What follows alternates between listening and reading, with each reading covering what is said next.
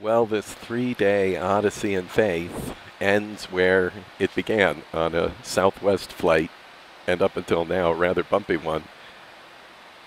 Going down, of course, originally to southern Louisiana, south of New Orleans, and now on my way to Orlando, where I'll catch a connecting flight back home to Washington, D.C. And as you know, I spent the last 3 days in seclusion at a friend's private retreat down on near the Louisiana Gulf Coast.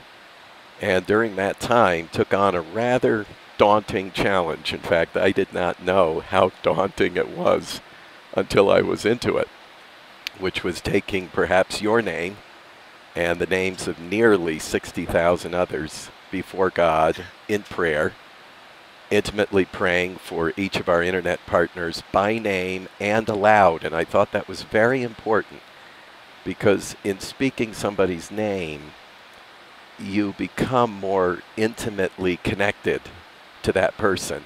And I've got to admit, as our organization has grown, a lot of our supporters have been reduced to what amounts to a computer reference number. And that's never been sufficient for me. I've wanted to develop deeper relationships with our friends. And this was one way I thought that I could accomplish that.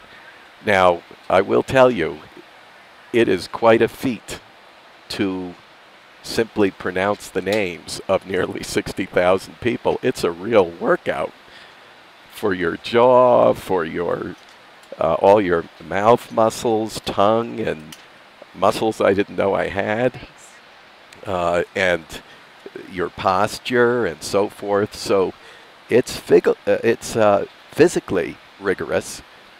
It is certainly mentally rigorous. It was a little much on the eyes, I might add. And but it was a wonderful spiritual exercise. And while it was great to take your requests and pray with and for you, it was just as much ministry to me. In fact, I dare say I'm going to carry away more from this experience than I gave out. But it was a great experience getting to know you in this way and to know your name. And names are very important.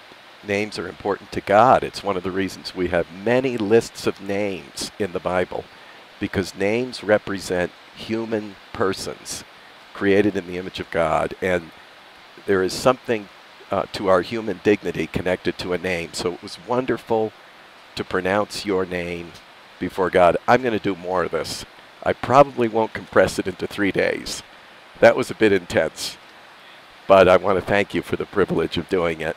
And I'll be writing a little bit more and talking a little bit more about it. But for now, I'm going to kind of decompress. I broke my 3-day fast with my friend and host while I was there, David Bender. We had a wonderful time of fellowship reflecting on some of this.